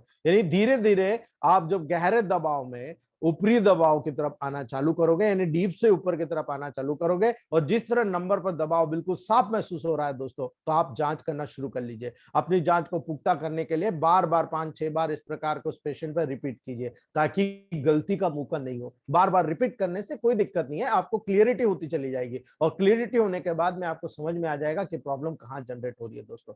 इसीलिए जब आप यहाँ पर यूज करते हो तो ब्लड को प्यूरिफाई करने वाले जो ऑर्गन होते हैं, जो सिस्टम होते हैं, वहां डायरेक्टली काम कर रहे होते हैं दोस्तों, जैसे लंग्स हुआ, किडनी हुआ, ठीक है। इसीलिए दोस्तों अगर नंबर 1 जब थर्ड नंबर पे, ठीक है, अगर नंबर 1 पर नाड़ी स्पंदन सबसे ज्यादा दबाव लेता है, तो जान ले कि वहां पर जो रोग का सेंटर पॉइंट है दोस्तों, वो आपका लंग्स हो सकता है, ठीक है। फेफड़े की जो डेवलपमेंट है, जो उसका कंपोजिशन है, उसी के अनुसार हम उस भाग पर पहुंच जाते हैं दोस्तों। जिस भाग में रोग का सेंटर होता है वो हमें पता लग जाता है। यानी अगर आप वहां पर पल्स का महसूस कर रहे हो दोस्तों, तो 2 नंबर पर आप जब महसूस करते हो तो साफ हो जाता है कि वहां पर रोग का जो सेंट्रल पॉइंट है दोस्तों, वो आपका किडनी है। क्लियर याद है? जब पता चल जाए कि 1 नंबर और 2 नंबर, तो आपको इस अंगों और तंत्रों से जुड़े हुए साधारण प्रश्न पेशेंट से कर सकते हैं, और पेशेंट से पूछ सकते हैं कि भाई आपको प्रॉब्लम क्या हो रही है और क्या प्रॉब्लम आपको देखने को मिल रही है। इसीलिए दोस्तों इस प्रकार के जब सिम्टम्स को देखते हो तो वहां पर आप उसी से अकॉर्डिंग लैब टेस्ट कराकर अपना कंफर्मेशन स्टार्टिंग में करिए। जब आपको नॉलेज हो जाएगा, जब दोनों बातों का आपको वहां पर बहुत ब्रिलियंटली नॉलेज हो जाएगा, तब आप वहां पर दोस्तों उसका आगे की जो मेडिसिन है आप बिल्कुल अकॉर्डिंगली दे सकते हो। यदि आपको ध्यान रखना है, अगर आपका जो पल्सेशन आप नोट कर रहे हो और वो उस नाड़ी से मेल खाता हुआ मिल रहा है दोस्तों, तो मानो आपका जो डायग्नोसिस है 99% तक ठीक हो जाएगा, और ये डायग्नोसिस आपको बहुत बड़े डॉक्टर की श्रेणी दिला देगा दोस्तों। अगर आप रोग के निदान करने में सही हो तो इलेक्ट्रोहोम्योपैथी के मेडिसिन आपको देना बहुत ईजी हो जाएगा, और आपके जो परिणाम होंगे ना 100% आपको देखने को मिलेंगे। क्यों? क्योंकि चिकित्सक जो है ना बहुत अच्छे तरीके से जान सकता है, केवल और केवल उससे न केवल हमारा बेस बढ़ेगा, पेशेंट का भी बहुत इम्पैक्ट मिलेगा आपको कि नहीं यार वो डॉक्टर बहुत अच्छे से जांच करता है। इसीलिए याद रखिएगा दोस्तों। अब बात करते हैं दोस्तों, जब यहां पर ये सिस्टम आपको नजर आया थर्ड फिंगर के लेवल पर, तो आपको ये दोनों चीज आपको टेबल प्रैक्टिस में देखने को मिलेगी दोस्तों, ठीक है। नेक्स्ट बात करते हैं हम दोस्तों मिडिल फिंगर पे। उम्मीद है आपको इसमें आ गया होगा। जब मिडिल फिंगर के दोस्तों, तो इसमें आपको डिफरेंट यहाँ पर आपको जब लंग्स का देखना देखना है, थर्ड मेनिस्कस पर आप स्टार्टिंग में समझ में आ जाएगा तो आपको लंग्स देखना है, डीप में आएगा तो आपको किडनी देखना है। ठीक है, ये दो पॉइंट आपको मैंने बता दिए दोस्तों। जब आप मिडिल फिंगर की तरफ जाते हो दोस्तों, तो ये आपके लिए बहुत इंपॉर्टेंट है, क्योंकि ब्लड से रिलेटेड डिसीज 10 में से 1 आती है, लिम्फ से रिलेटेड 10 में से 9 आती है। इसलिए जब आप मिडिल फिंगर को देखोगे ना, बहुत ज्यादा केसेस में आपको देखने को मिल जाएगा दोस्तों, अर्थात endocrine gland, reproductive organs, male और फीमेल इंडोक्राइंस, ये सारी चीज, यानी पिट्यूटरी देख लो आप, थायराइड ग्लैंड देख लो आप, थाइमस ग्लैंड देख लो आप, हाइपोथैलेमस देख लो आप, रीनल देख लो आप यानी किडनी, ओवरी देख लो, टेस्टिस देख लो, यूट्रस देख लो, फेलिपिन ट्यूब देख लो, वेसुवेसरम देख लो, पेंक्रियास देख लो, ये सारे मेजर ऑर्गन आपको मिडिल फिंगर के लेवल पर अफेक्टेड नजर आएंगे दोस्तों। और यही कारण है आप लोगों का कंफर्मेशन बहुत जरूरी होना चाहिए, और आप लोगों का कंफर्मेशन तब होगा जब आप हर पेशेंट को 4 से 5 बार इसको ऑब्जर्व करना सीखेंगे। ठीक है, अभी से शुरू कर दीजिए, 16 महीने के खत्म होने के पहले मास्टर बनना है दोस्तों, प्रॉमिस है मेरा, है ना। अगर आप अभी से टैली करते हो, डेली आप 1-2 पेशेंट के ऊपर अपने घर पे हर लोगों के ऊपर आप टेस्ट करते हो, तो उनको पूर्व में होने वाले, आगे होने वाले डिसीज से बचा सकते हो आप दोस्तों। इसीलिए याद रखिएगा दोस्तों, जब आप मिडिल फिंगर के लेवल पर फर्स्ट नंबर पर आप दबाव डालते हो दोस्तों, तो आपको महसूस होता है, मालूम पड़ता है कि यहाँ पर लिम्फेटिक ग्लैंड से रिलेटेड प्रॉब्लम है, जेनेटल ऑर्गन से रिलेटेड कहीं ना कहीं प्रॉब्लम डेवलप हो चुकी है दोस्तों, ये आपको क्लियरली इंडिकेट हो जाएगा। और अगर आप वहां पर पल्सेशन का लगातार वहां पर प्रयोग कर रहे होते हैं, अपनी गहराई में उसको जाते होते हैं, सीखते होते हैं दोस्तों, तो मान लीजिएगा आपको पिट्यूटरी ग्लैंड से विकार भी वहां नजर आ जाएगा। ठीक है, आप किसी भी पेशेंट को हार्मोनल इम्बैलेंस, जितने भी मॉडर्न साइंस में जाती है महिलाएं सीधे बोल देते हैं भाई हार्मोनल इम्बैलेंस है। ठीक है, अरे भाई हार्मोनल इम्बैलेंस है तो आप बताओ ना किस पार्ट का, किस ऑर्गन का, हम बता सकते हैं। आप डायरेक्टली दोस्तों वहां पर अगर फर्स्ट लेवल पर आप प्रेशर करते हो, तो आपको पता लग जाता है दोस्तों कि ये जो विकार डेवलप हो रहा है ये पिट्यूटरी ग्लैंड से, यानी फर्स्ट लेवल पर जैसे प्रेशर आया और आप हल्का पल्सेशन सबसे अच्छा मिल रहा है बजाय डीप के, तो आप मान लेना पिट्यूटरी ग्लैंड है। जब आप और थोड़ा सा दूसरी लेवल पर जाओगे, थोड़ा प्रेशर करोगे, वहां पर अगर दबाव मिल रहा है, आप डायरेक्टली मान लो इसको थायराइड में प्रॉब्लम है। ठीक है, ये आप प्रैक्टिस में सीखिए, आप डायरेक्टली बता दोगे कि यार इसको हाइपोथायराइडिज्म है क्या हाइपरथायराइडिज्म है। ठीक है, यानी थायराइड से रिलेटेड प्रॉब्लम आपको देखने को मिल जाएगी, आप उसके सिम्टम से कोरिलेट कर लो, आपको 100% रिजल्ट देखने को मिल जाएगा दोस्तों। ठीक है, इसीलिए दोस्तों जब आप सेकंड से थर्ड प्रेशर में गए, फर्स्ट, सेकंड और थर्ड प्रेशर में गए दोस्तों, तो तीसरी गहराई में जब दबाव आप डालोगे, तो आपको विकार जो मिलेगा ना, आपके थाइमस ग्लैंड में देखने को मिलेगा। और थाइमस ग्लैंड क्या होती है, क्या काम करती है, ये हम लोग सब इंडोक्राइन ग्लैंड में पढ़ने वाले, इसीलिए तो मैंने 16 मंथ का जो प्रोटोकॉल डिसाइड किया है वो इसी के बिहाफ पे किया है कि मैं आपको ऑर्गन बताऊंगा, ऑर्गन का काम बताऊंगा, ऑर्गन का काम ज्यादा हो रहा कम हो रहा क्या है, कौन सी मेडिसिन इस पे काम करेगी, कौन कौन सी डिसीज उससे होती है, और उस डिसीज के अकॉर्डिंग आपको ट्रीटमेंट बताऊंगा। ये मेरा प्रोटोकॉल है, मैं कभी प्रोटोकॉल नहीं खेलता, न कभी किसी को लेबोरेटरी के इन्वेस्टिगेशन के बेस पर मैं बोलता हूं कि आप प्रोटोकॉल मांगिए, बिल्कुल नहीं, गलत है। आपको नहीं पता चलेगा, उसके कारण जो तीसरी चौथी डिसीज है वो रह जाएगी, और आप उस लेबोरेटरी वाले को तो ठीक कर दिया, लेकिन वो जो तीसरी डिसीज है वापस ले आएगी उसको। ठीक है, इसीलिए याद रखिएगा। और जो चौथे नंबर पर जब आप दबाव डालोगे वो हाइपोथैलेमस के लेवल पर जाता है दोस्तों। ठीक है, पांचवा नंबर का जब प्रेशर डालोगे वो रीनल पे जाएगा, छठा नंबर का जब डालोगे दोस्तों वो जेनेटल ऑर्गन के लेवल पर जाएगा, और जो सातवां मोस्टली डीप में जाता है वो पेनक्रियास के बारे में बताएगा, आपको पेनक्रियाट की प्रॉब्लम है, पेनक्रियाटाइटिस है, आपको डायबिटीज है, जो भी। इसीलिए दोस्तों आपको अभ्यास करने की जरूरत है, आपको लगातार वहां पर मूवमेंट करने की जरूरत है, और आप जब वहां पर लगातार मूवमेंट करते हो तो थोड़ा थोड़ा जब दबाव देते हो 3, 4, 5, 6 और 7 को आप धीरे धीरे करके डायग्नोस करना सीख लेते हो मिडिल फिंगर के लेवल पर, तो मुझे नहीं लगता दोस्तों आपको कोई प्रॉब्लम होगी। 100% आपको दोस्तों वहां पर अभ्यास करने के बाद कुछ सप्ताह, कुछ महीनों में पूर्ण रूप से आपको नॉलेज हो जाता है, और आपका जो कार्य करने का क्षमता होता है वो 100% इंप्रूव हो जाता है दोस्तों। ये मेरा पर्सनल अनुभव, आप क्या सोचते हैं आप बताइएगा दोस्तों। ठीक है, तो जब आपको सबसे पहले ये ऑर्गन्स के बारे में पता लगा, तो आपको दूसरा भी देखना पड़ेगा कि भाई कौन कौन से ऑर्गन है जो इस रस का प्रयोग कर रहे हैं, लिम्फ का प्रयोग कर रहे हैं। तो दोस्तों जब आप मिडिल फिंगर को वहां पर यूज करते हो, तो आपको याद रखना है ये केवल डाइजेशन से जुड़ा हुआ है, यानी खाना पाचन का जो तंत्र होता है, डाइजेस्टिव सिस्टम होता है, वो पूरा यहाँ पर इन्वॉल्व होता है। आप लार्ज इंटेस्टाइन को देख लो, आप स्मॉल इंटेस्टाइन को देख लो, आप पूरी एब्डोमेन को देख लो, आप इसोफेगस को देख लो, आप मुंह को देख लो, आप लीवर को देख लो, आप गाल ब्लेडर स्टोन यानी गाल ब्लेडर को देख लो, इसको बंद कर दे तो लाइट को अंदर, उधर उधर लाइट बंद कर, बार बार फ्लक्चुएट हो रहा है, ठीक है। इसीलिए लीवर और गाल ब्लैडर जो होता है वो यहाँ पर इन्वॉल्व होता है। इसीलिए दोस्तों आपको सबसे पहले उसकी गहराई को देखना है, ठीक है। आप गहराई को देखोगे, लार्ज इंटेस्टाइन आएगी।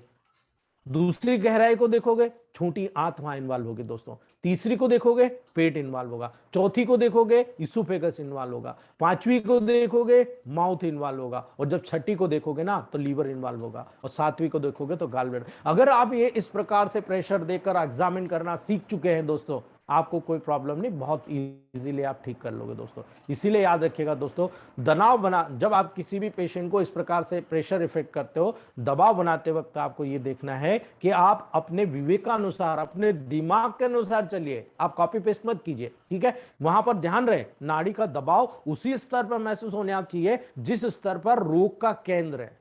सेंटर पॉइंट अगर वहां होगा, आपको इमीडिएट वहां पर उसका रिस्पांस देखने को मिल जाएगा दोस्तों। उदाहरण के लिए, अगर मान लो कोई सेंटर पॉइंट 3 है, 3 नंबर पर है, तो दबाव दूसरे नंबर और उसके जितने भी सपोर्टिव होते हैं इसकी सतह पर जब आप देखोगे तो सेंटर पॉइंट उससे कम ही होगा, याद रखिएगा। यानी आप जब सेकंड पॉइंट पे जाएंगे तो वो जो इफेक्ट दे रहा है वो कम है, लेकिन जैसे थर्ड पे जाएंगे वो एकदम हाई हो जाएगा। अर्थात आपको पता लग जाएगा कि हमने यहां से देखा, आप सेकंड से थर्ड पर आए तो देखा थर्ड का इफेक्ट बहुत ज्यादा हुआ, आपका डायग्नोसिस हो गया, आपने उसको यूज कर लिया दोस्तों।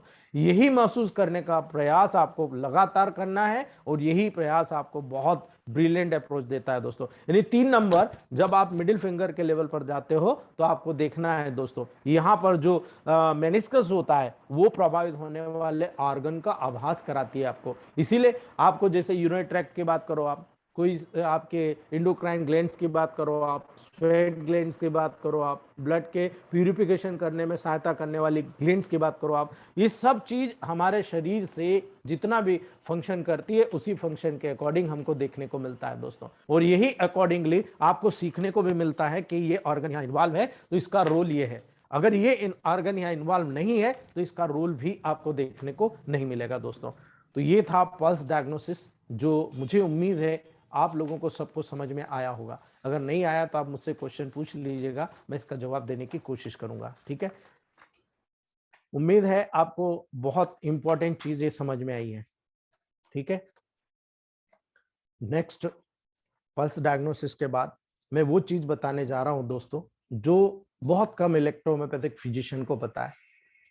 हमें पता होना चाहिए, जब मैं आपको मेडिसिन बताऊंगा ना, आपको स्क्रोप्लोसो ग्रुप की मेडिसिन पढ़ाऊंगा, जैसे मैंने नक्सोमिका पढ़ाया आपको, ठीक है, नक्सोमिका कैसे काम करता है, ठीक है, तो आपको समझ में आया होगा कि नक्सोमिका कैसे काम करता है, ठीक है। तो ह्यूमन लाइफ जब डेवलप होती है तो हमने प्लांट का ही उपयोग क्यों किया, मेटी जी ने प्लांट का उपयोग क्यों किया मेडिसिन बनाने में दोस्तों, क्लियर कट बात है, समझने की बात है। जब हम प्रैक्टिस करते हैं तो अगर हम किसी को बोलेंगे कि साहब हम लोग इलेक्ट्रोमोबिल सिस्टम ऑफ मेडिसिन में टेम्परामेंट और साइकोलॉजी का उपयोग करते हैं, दिमाग का, साइकोलॉजी का, तो कैसे आप प्रूफ कीजिए। तो दोस्तों आपको पता होना चाहिए जिस प्रकार प्लांट अपनी जिंदगी जीता है, प्लांट अपने लाइफ में जितनी भी जिंदगी जीता है उसमें बहुत सारी चीजें उसको अप एंड डाउन मिलती है, कभी पानी कम मिल रहा, कभी धूप कम मिल रही, ठीक है। तो बहुत सारी चीजें ऐसी होती है, उसको भी उन आदतों से गुजरना पड़ता है, लड़ना पड़ता है, जिससे हम लोग गुजरते हैं, हम लोग लड़ते हैं। इसीलिए हम लोगों को पता है कि प्लांट का उपयोग हम लोग हमारी बॉडी के लेवल पर करते हैं, तो वही चीज हम लोगों को यहाँ पर देखने को मिलती है दोस्तों, वही चीज हम लोगों को यहाँ पर सीखने को मिलती है। और इसी कारण से हम उसी लेवल का प्रयोग टिपिकली करते आ रहे हैं दोस्तों, और इसका प्रयोग हम लोगों के लिए मोस्टली इन्वॉल्व हो जाता है। इसीलिए दोस्तों जब ह्यूमन लाइफ की बात करते हो तो ह्यूमन लाइफ की जो शुरू होती है ना, वो कहां से शुरू होती है, यहीं से समझ लीजिए कहां से शुरू होती है, ओवम और स्पर्म, ठीक है। एक ओवम है, एक स्पर्म है, यानी एक माँ और एक बाप अपने शादी के बाद में अपनी जो परिस्थिति डेवलप करते हैं, डेली रूटीन करते हैं, उसके बाद में इंटरकोर्स के बाद में एक ओवम को वहां पर फर्टिलाइजेशन होने के लिए गर्भाशय तैयार करता है, एक स्पर्म को हम वेजाना में छोड़ते हैं, वेजाना से मूवमेंट करके वो पर्टिकुलर फेलोपियन ट्यूब में जाता है और फेलोपियन ट्यूब में जाकर फर्टिलाइज होता है, यानी वहां पर इसके परिणाम स्वरूप जायगोट का निर्माण होता है दोस्तों, ठीक है। ये जेनेटिक इंफॉर्मेशन को लेकर आता है, यानी आपके माँ और पिता के शरीर से जो भी चीज आपके आ रही है वो 23 इससे और 23 इससे, 46 पेयर क्रोमोसोम्स वहां पर आपको, मतलब 46 23 पेयर, यानी 46 46 क्रोमोसोम आपको वहां पर लेकर आते हैं, 23 इधर से 23 इधर से।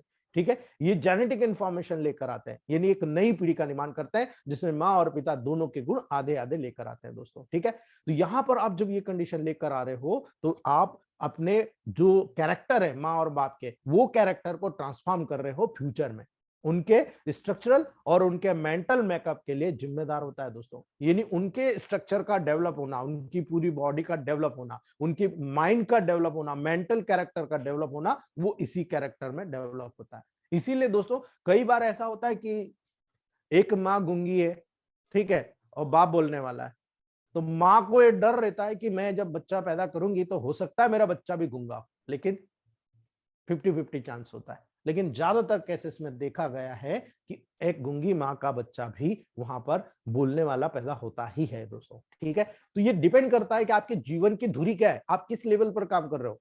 ठीक है, तो आपको यहां से शुरू होता है कि ऐसा क्यों, हेरिडिटरी डिसीज क्यों, तो यही कैरेक्टर प्लांट क्यों लेकर आता है, और प्लांट की मेडिसिन से या ऑटोनोमिक नर्वस सिस्टम की डिसीज, जेनेटिक डिसीज हम कैसे ठीक कर पा रहे हैं, तो आपको इसको समझना चाहिए ना। इसीलिए दोस्तों आपको याद रखना है, किसी भी जीवन की धुरी होती है डीएनए आरएनए। ठीक है, आपने देखा अभी कोरोना वायरस आया था, कोरोना वायरस ने क्या करा, आपके आरएनए वायरस को, मतलब आरएनए पार्ट को कवर किया, आरएनए पार्ट धीरे धीरे डीएनए में कन्वर्ट हो गया, और डीएनए को आप देखो, डीएनए से आरएनए बनता है, इसीलिए आरएनए को उस वायरस ने कंट्रोल किया, दोनों फेलिक्स को उसने कवर कर लिया, दोनों पार्ट को कवर कर लिया, और धीरे से डीएनए पे कब्जा कर लिया, और डीएनए पे कब्जा करने के बाद उसने उसको कोरोना ग्रस्त कर दिया सेल को। एक सेल प्रभावित, फिर कई सेल्स को अफेक्ट करेगी, इस प्रकार से कोरोना डेवलप हुआ। तो हमारी लाइफ में भी डीएनए आरएनए का बहुत बड़ा जीन का रोल होता है दोस्तों। जितनी भी गेस्टेशनल पीरियड से, यानी मां के पेट से शुरू होकर पैदा होने के बाद एडल्ट होने तक का जो पीरियड होता है, गेस्टेशनल पीरियड से डेथ तक, उसकी मौत तक दोस्तों, पूरी जिंदगी में मेजर रोल अदा करता है, मेन रोल अदा करेगा दोस्तों। और जब ये मेन रोल अदा करता है तो डेफिनेटली हमको देखने को मिलता है कि ये उसकी लाइफ को डेंजर में लेकर आता है दोस्तों। याद रखिएगा, पूरी लाइफ डेंजर में आ जाती है। इसीलिए आपको पता होना चाहिए कि डीएनए का क्या रोल है हमारी बॉडी में, आरएनए का क्या रोल है हमारी बॉडी में, और ये रोल आपके टेम्परामेंट में क्या रोल अदा करता है। ठीक है, कई लोगों को पता नहीं है दोस्तों, कई लोगों को, दिल से पूछिएगा आप लोगों को कितने लोगों को पता है डीएनए, जिसका हम डीऑक्सी राइबोन्यूक्लिक एसिड कहते हैं दोस्तों, ये हमारा सेल के अंदर जो न्यूक्लियस होता है उसका सबसे क्राम्प्ड पार्ट होता है। डीएनए वो मॉलिक्यूल होता है दोस्तों जो ग्रोथ, डेवलपमेंट, फंक्शनिंग और रिप्रोडक्शन में उपयोग में आने वाली जितनी भी जेनेटिक इंस्ट्रक्शन है वो लेकर जाता है माँ बाप से उस नए बच्चे में। ठीक है, याद रखिएगा डीएनए का क्या रोल है, डीएनए वो मॉलिक्यूल होता है दोस्तों जो ग्रोथ, यानी उस व्यक्ति की ग्रोथ कैसे होना चाहिए, उस बच्चे की, उसका डेवलपमेंट कैसा होना चाहिए, उसकी फंक्शनिंग क्या होना चाहिए, और उसका रिप्रोडक्शन में उपयोग में आने वाली जितनी भी जेनेटिक इंस्ट्रक्शन है वो वहां से लेकर जाता है। ये लड़का बनेगा या लड़की बनेगा, ठीक है, ये भी इसी बात पर डिपेंड करता है। अगर बाप का कैरेक्टर ज्यादा है तो वहां पर एक्स एक्स अगर है तो फीमेल, एक्स वाई है तो मेल का काम करेगा दोस्तों। ठीक है, तो दो चांसेस होते हैं, अगर एक्स एक्स है तो एक एक्स को अगर आप यहां पर पर्टिकुलर मिलाते हो, ये इस प्रकार से फीमेल का, ये मेल का कैरेक्टर होता है, यहां पर एक्स एक्स गया तो ये फीमेल बना, ये एक्स एक्स गया तो फीमेल बना, लेकिन ये एक्स और ये वाई मिला तो मेल बना, ये एक्स गया ये वाई गया तो भी मेल बना। ठीक है, इसीलिए डिपेंड करता है कि जो गुणसूत्र जिसके जिसके क्रोमोसोम्स बहुत स्ट्रांग होते हैं उसके कैरेक्टर वहां पर चले जाते हैं दोस्तों। ठीक है, इसीलिए दोस्तों जब आप इस प्रकार के कैरेक्टर देखते हैं ना तो आपको पूरा प्रैक्टिकल नॉलेज होना चाहिए कि जब किसी में ग्रोथ, डेवलपमेंट, फंक्शनिंग और रिप्रोडक्शन में उपयोग में आने वाली जेनेटिक इंस्ट्रक्शन को लेकर जाता है। आपके पास एक पेशेंट आया, पेशेंट बोल रहा है कि साहब देखो मैं तो इतना खाता हूं मुझे शरीर में लग ही नहीं रहा, और एक पेशेंट आया उसी का भाई है, वो कहता है देखो सर मैं तो थोड़ा सा खाता हूं, मैं तो हेल्दी हूँ, ये दुबला है, मैं क्या करूं उसमें। ठीक है, तो माँ बाप तो कभी डिवाइडेशन करते नहीं कि इसको ज्यादा दे दिया इसको कम दे दिया, वो तो सब चीज देते हैं। तो ऐसी कंडीशन में जब आपको लग रहा है आप काम कहाँ करोगे, मैं यही सिखाना चाहता हूं आपको कि आपका काम होना चाहिए सेल के लेवल पर, आप जब सेल के लेवल पर डीएनए को स्टार्ट कर दोगे स्टिमुलेट करना, आप ग्रोथ, डेवलपमेंट, फंक्शनिंग, रिप्रोडक्शन की जो प्रोसेस होती है सबको स्टार्ट कर सकते हो। आप सारे ऑर्गन को रीजनरेट कर सकते हो। इसीलिए कहा जाता है इलेक्ट्रोहोम्योपैथी की रेमेडी।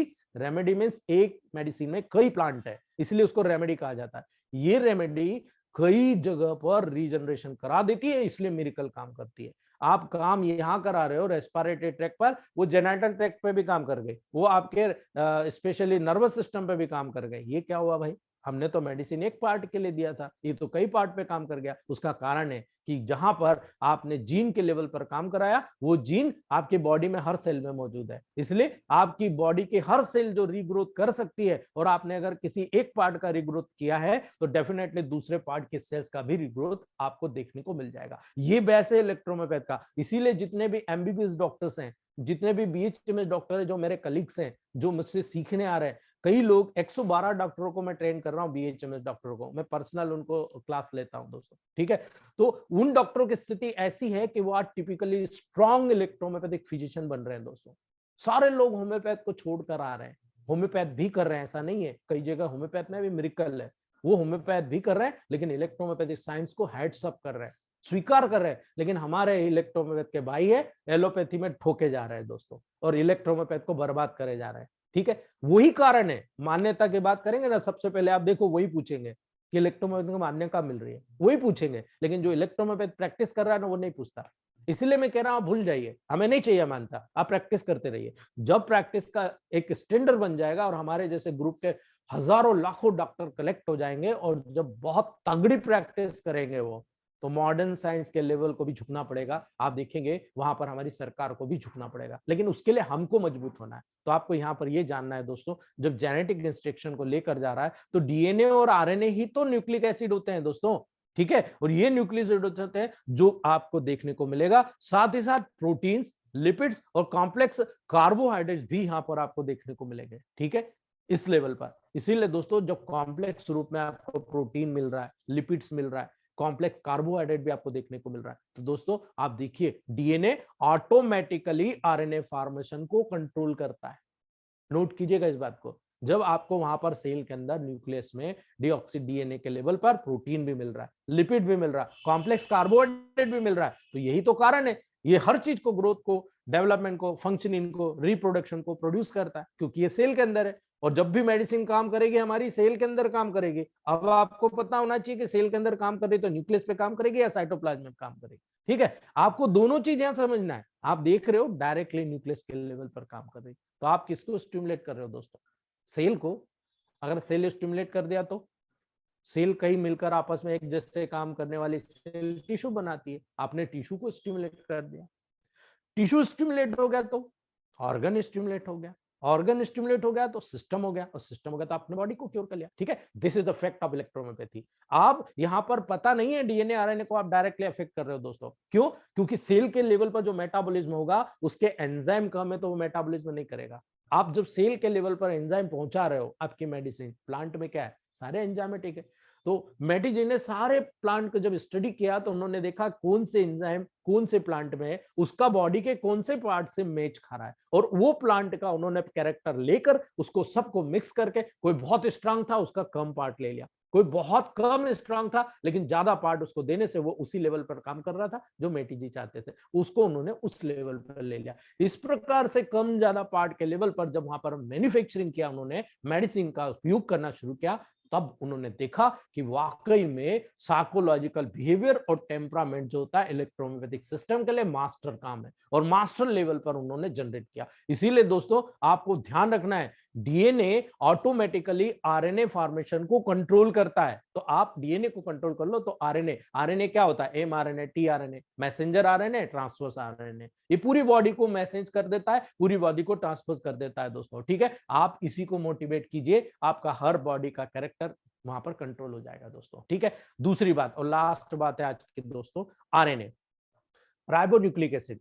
दोस्तों राइबोन्यूक्लिक एसिड आरएनए सेल को सपोर्ट करने का काम करता है, विशेष प्रकार के प्रोटीन के निर्माण को कंट्रोल करता है दोस्तों, याद करिएगा इस बात को। आरएनए सेल को सपोर्ट करता है, यानी आपने आरएनए को भी स्ट्रांग कर दिया तो आपने सेल को स्ट्रांग कर दिया, और जब डिफरेंट डिफरेंट प्रकार के प्रोटीन्स के निर्माण को कंट्रोल करता है, तो प्रोटीन मतलब आपकी बॉडी को मेंटेन करना, स्ट्रेंथ, ताकत देना। प्रोटीन क्या होता है? आपकी बॉडी के मसल्स के लेवल को मेंटेन करता है। यानी आप माइंड और बॉडी को बनाने के लिए वहां पर उत्तरदायी या रिस्पॉन्सिबल होता है। दोस्तों याद रखिएगा, यही प्रोटीन अमीनो एसिड के लेवल पर आपके माइंड को और आपकी पूरी बॉडी को वहां पर डेवलप करने के लिए रिस्पॉन्सिबल होता है। तो दोस्तों जब आपको ये पता लग गया कि आरएनए सेल को सपोर्ट करता है और डिफरेंट डिफरेंट प्रकार के प्रोटीन के निर्माण को वहां पर कंट्रोल करने का काम करता है, तो आपने क्या देखा? अगर आपने राइबोन्यूक्लिक एसिड यानी आरएनए को स्ट्रॉन्ग कर दिया, तो आपने देखा आपका माइंड स्ट्रांग हो गया, आपकी बॉडी स्ट्रांग हो गई। ठीक है, इसके लिए रिस्पॉन्सिबल है। तो आप दो प्रकार के प्रोटीन को देखोगे, एक देखोगे सॉलिड प्रोटीन, एक देखोगे लिक्विड प्रोटीन। ये दो प्रोटीन्स आपके टेबल प्रैक्टिस में कंटिन्यू आपको देखने को मिलेंगे दोस्तों। ठीक है, और जब ये प्रोटीन्स का लेवल देखोगे तो आपको बहुत इंपॉर्टेंट चीजें यहाँ पर देखने को मिलेगी।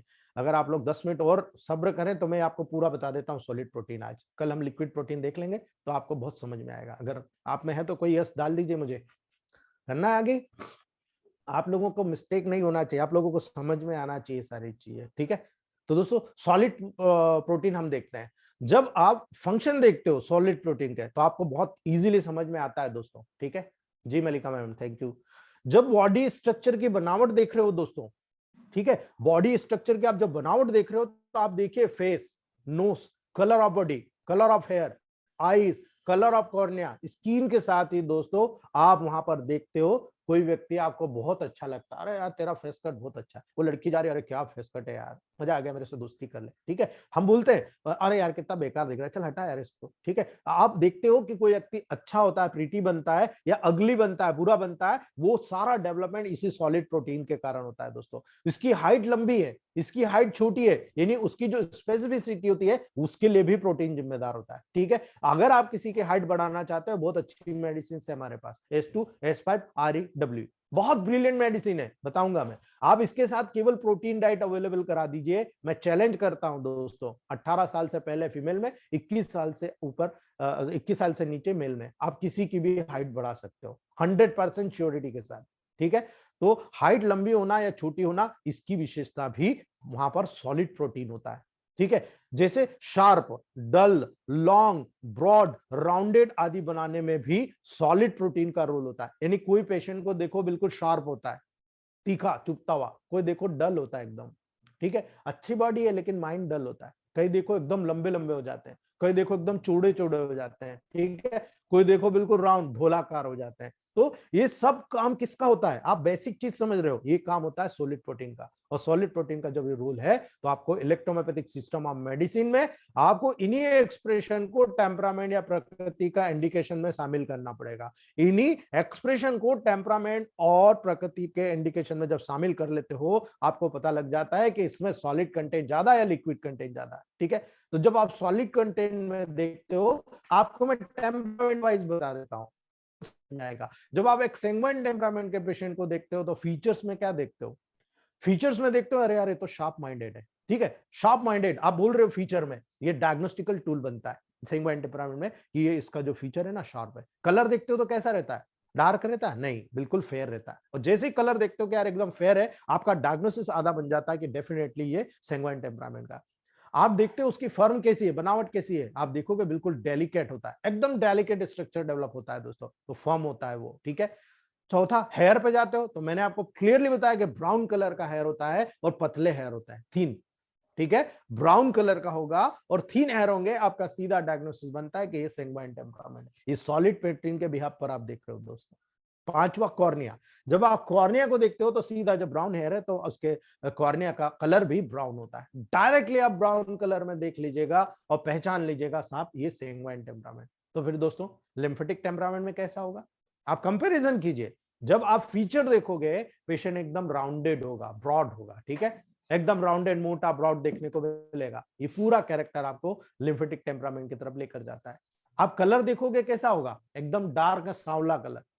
ये डिफरेंशिएट बता रहा हूं और आपको बता भी रहा हूं कि देखो सॉलिड प्रोटीन यहाँ पर जो बॉडी का डेवलपमेंट हो रहा है वो उसके कॉन्स्टिट्यूशन में हो रहा है। यानी माँ से बच्चा पैदा हो गया, उसके बाद जिस वातावरण में जी रहा है वो सॉलिड प्रोटीन उसको कितना मिलेगा, उसी के अकॉर्डिंग उसका डेवलपमेंट डिपेंड करेगा। ठीक है, याद रखिएगा इस बात को, कलर एकदम डार्क।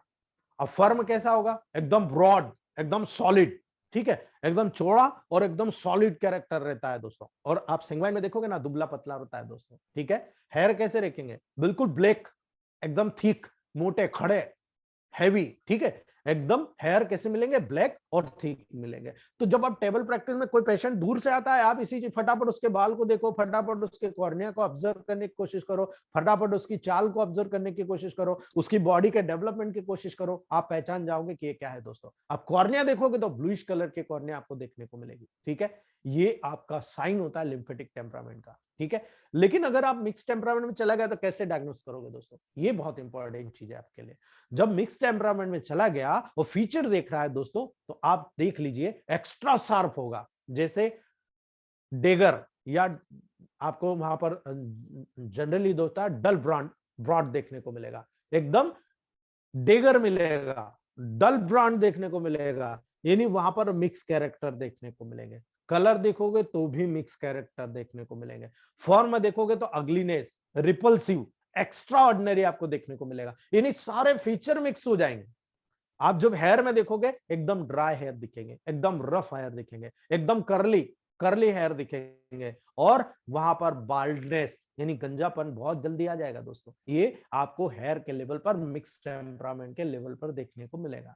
कॉर्निया, कॉर्निया ऐसे केसेस में मोर ब्राउन, ऑरेंज या मोर ब्लू कलर का हो जाता है दोस्तों। यानी यहां पर आपको जब स्टार्टिंग में आप सिंगल टेम्परामेंट देखने की कोशिश करेंगे ना, तो आपको हल्के हल्के लाइट कलर दिखेंगे, light orange, light brown, light blue. लेकिन जब आप मिक्स टेम्परामेंट देखेंगे ना, तो बिल्कुल ऑरेंज, डार्क ऑरेंज, बिल्कुल मोर ब्राउन, मोर ब्लू। मैं आपको फोटोग्राफ डालूंगा आज दोस्तों, आपको समझ में आ जाएगा कि मैं क्या कहना चाह रहा हूं, ठीक है। ये पूरा कैरेक्टर आपको यहाँ पर देखने को मिल जाएगा, ठीक है। और लास्ट पॉइंट, ये मैंने पूरा आपको सॉलिड प्रोटीन के लेवल पर बताया, तो फिर लिक्विड प्रोटीन क्या होगा दोस्तों। जब आप लिक्विड प्रोटीन के कार्य देखोगे, तो लिक्विड प्रोटीन पूर्ण रूप से मेंटल डेवलपमेंट और मेंटल सिम्टम के बनाने के लिए जिम्मेदार होता है। यानी आपकी मेंटेलिटी क्या डेवलप हो रही है। आप देखो, कोई बच्चे बिल्कुल एग्रेसिव होते हैं, ये नहीं लेना, लिया तो दे के फेंक देगा, मेरा क्यों छुआ तूने, मेरा क्यों हाथ लगाया, ठीक है, झगड़ा कर लेगा, आपको कुछ भी बोल देगा। कोई मेहमान आया तो बिल्कुल रूटली बात करेगा। ये जो कैरेक्टर होता है ना, ये मेंटल डेवलपमेंट हो रहा है उसका, इसमें लिक्विड प्रोटीन का रोल है दोस्तों, ठीक है। कई बार ऐसा होता है कि ऐसी कंडीशन में पेशेंट के साथ, मतलब कोई भी आया तो देखो बात ही नहीं कर रहा, चुपचाप बैठा हुआ है, नीचे शर्मा के बैठ गया, ठीक है, जबकि बच्चे तो बिल्कुल चंचल होना चाहिए। तो ये लिक्विड प्रोटीन का रोल है। जैसे ये जो कैरेक्टर डेवलप हो गए ना, ये सब लिक्विड प्रोटीन के कारण डेवलप होंगे। तो इसमें क्या मिलेगा आपको, आपको डिजायर मिलेगा, यानी इच्छा। वो हर चीज को पाने की कोशिश करेगा, डिजायर करेगा। अगर आपने दे दिया और उसने एक्सेप्ट कर लिया तो ठीक है, लेकिन अगर नहीं करा ना, आपके ऊपर ही फेंक देगा। एवर्शन, वो घृणा करने लग जाएगा, बिल्कुल हर चीज से। जो चीज उसको पसंद आएगी वो लेगा, और जो नहीं लेगा वो घृणा करके फेंक देगा। यही कैरेक्टर बच्चों के लेवल पर क्या, बड़ों के लेवल पर भी देखने को मिलता है। टॉलरेंस या इनटॉलरेंस की जो बात आती है, टॉलरेंस या इनटॉलरेंस की जो बात आती है दोस्तों, यानी वो सहनशील होता है या असहिष्णु होता है, वो दोनों आपको यहाँ पर देखने को मिलेंगे। एंगर यानी गुस्सा, वो गुस्सा करता है या नहीं करता, बिल्कुल करने को देखेंगे आप। आपको पेशेंट में देखने को मिलेगा कि इसको बहुत गुस्सा आता है, ठीक है। कई बार आप देखोगे फ्राइट, डरा हुआ रहता है, भय रहता है, फियर, डर का उसमें डेवलपमेंट होता है। कई बार देखो सैडनेस रहता है, दुखी, उदासी रहता है, जॉय, हर्षफुल रहता है दोस्तों। कई बार देखो डेल्यूशन होता है, उसको लगता है माया है, कुछ नहीं है, ठीक है। कई बार देखोगे लव, बहुत प्यार करता है, प्रेम करता है, कोई भी व्यक्ति उसको पहचान का आ जाता है, बट से चला जाता है। कई बच्चों में देखोगे वो किसी के पास नए आए तो इतने ज्यादा एडजस्ट नहीं होते, लेकिन कुछ बच्चे देखोगे डायरेक्ट आए तो एडजस्ट हो जाते हैं, ठीक है। ये कैरेक्टर होता है। कोई व्यक्ति नफरत करता है, हेट करता है, थोड़ी सी बात कोई मिसअंडरस्टैंडिंग हो जाए या नेगेटिव हो जाए, वो आपको बिल्कुल पसंद नहीं करेगा, वो बिल्कुल नफरत करेगा दोस्तों। यही है। कई लोग इंट्रोवर्टेड होते हैं, अंतर्मुखी होते हैं, अंदर ही अंदर बात करते हैं, अंदर ही अंदर अपने प्रॉब्लम को सॉल्व करते हैं, किसी से शेयर नहीं करते हैं, वो इंट्रोवर्टेड होता है। और कुछ लोग होता है एक्सट्रोवर्टेड, यानी वो बाहर की तरफ जाते हैं, हर चीज को बाहर एक्सप्लेनेशन करने का काम करते हैं। और ये कैरेक्टर पूरे के पूरे लिक्विड प्रोटीन के ऊपर डिपेंड करता है, ठीक है। तो यही कारण है, ये सारा मटेरियल आपको समझना है, जो मैं डीप में आपको कल समझाने वाला हूं। यानी साइकोलॉजी का आपके इलेक्ट्रोमैथ में क्या रोल है और कितना एडवांटेज है, आप पेशेंट के साथ बिहेवियर करते हो, वो आपका एडवांटेज है कि उसको आप कैसे क्यूर कर रहे हो दोस्तों। ये सारी चीज आपको कल बताई जाएगी, ठीक है। उम्मीद है आज का लॉजिकल पॉइंट आप लोगों को समझ में आया होगा। ओके,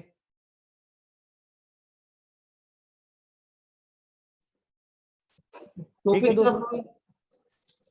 सर हेलो जी, टॉपिक तो पहले वही रखेंगे ना, फर्स्ट डायग्नोसिस। हाँ पल्स डायग्नोसिस सर जी। Thank you so much sir. जी सर, मलिका मैडम जी, ये आगे प्रैक्टिस किया है 6 साल से, टच थेरेपी जो भी है, पल्स डायग्नोसिस है ना, आपने इतना डीपली बताया। Thank you so much sir. जी मैडम, ठीक है दोस्तों। थैंक यू जी, सर, संजय आज का सर। क्लास बहुत अच्छा था। जी, थैंक यू। ठीक है दोस्तों, आज हम यही रखते हैं, कल मिलते हैं आगे के चैप्टर। कल साइकोलॉजी और सर इलेक्ट्रोमोटिव इसका वीडियो भी सर ग्रुप में डलेगा ना सर? मिल जाएगा, ठीक है, ओके।